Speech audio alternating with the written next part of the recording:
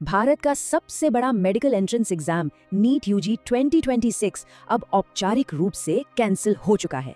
3 मई को जब बच्चे सेंटर से बाहर आए तो उम्मीद यही थी कि पिछले सालों की तरह कट ऑफ्स और पेपर के डिफिकल्टी लेवल पर बातें होंगी, लेकिन 4 और 5 मई आते आते असलियत बिल्कुल अलग निकली। सोशल मीडिया और टेलीग्राम ग्रुप्स पर गेस्ट पेपर्स के स्क्रीनशॉट्स आग की तरह फैलने लगे और सबसे बड़ी बात, दावा ये था कि इन गेस्ट पेपर्स के क्वेश्चंस असली एग्जाम से हूबहू मिलते थे। जो चीज शुरू में एक इत्तेफाक लग रही थी वो जल्द ही एक बहुत बड़ी गड़बड़ी का इशारा बन गई। 6 और 7 मई तक तो स्थिति पूरी तरह से बदल चुकी थी। एनटीए यानी नेशनल टेस्टिंग एजेंसी, उस पर दबाव का पहाड़ टूट पड़ा था। एक के बाद एक औपचारिक शिकायतें आने लगी। बच्चे, उनके पेरेंट्स और टीचर्स सब मैदान में थे। सबसे गंभीर आरोप ये था कि कुछ लोगों को एग्जाम से पहले ही पेपर मिल गया था। एक ऐसी संस्था जिसे निष्पक्ष माना जाता है, उस पर लगातार सवाल उठ रहे थे। सोशल मीडिया पर हर जगह बस एक ही मांग गूंज रही थी कि इसकी एक उचित और निष्पक्ष जांच होनी चाहिए। ऐसे माहौल में प्रशासन शांत तो नहीं बैठने वाला था। कदम 1, 6 और 7 मई को एनटीए लगातार फॉर्मल कंप्लेंट्स दर्ज करता है।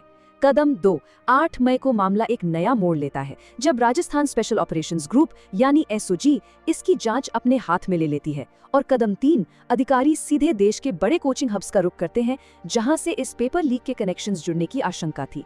अब ये मामला कोई छोटी मोटी अफवाह नहीं बल्कि एक बाकायदा ग्राउंड लेवल पुलिस ऑपरेशन बन चुका था। 9 और 10 में आते आते खबरें और गंभीर होने लगी।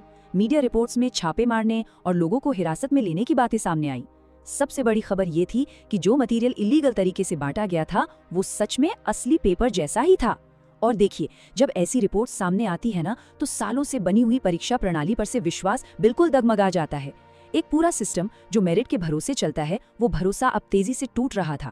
तो पूरे देश का गुस्सा सोशल मीडिया पर इन 3 मांगों में सिमट गया था। वो थे रीनीट, सीबीआई जांच और पूरी परीक्षा रद्द हो। ये शब्द लगातार ट्रेंड कर रहे थे। ये मांगे उस गुस्से और निराशा को दिखाती हैं जो तब पैदा होती है जब एक कॉम्प्रोमाइज्ड एग्जाम सिस्टम सामने आता है। ऐसा लगने लगता है जैसे किसी की गई मेहनत का कोई मतलब ही नहीं बचा। और आखिर में 12 मई 2026 का दिन आता है। औपचारिक तौर पर यह घोषणा कर दी जाती है कि नीट यूजी 2026 रद्द किया जाता है। इसका सीधा असर उन लाखों बच्चों पर पड़ेगा जिन्होंने सालों तक अपना खून पसीना एक किया। इस मानसिक दबाव का अंदाजा लगाना वाकई मुश्किल है।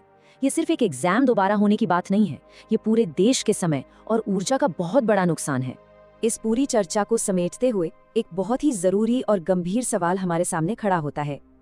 क्या भारत का कॉम्पिटिटिव एग्जाम सिस्टम वाकई में पर्याप्त सुरक्षित है? जब किसी की सालों की मेहनत पर इस तरह के पेपर लीक्स भारी पड़ जाते हैं तो ये सवाल उठना बिल्कुल लाजमी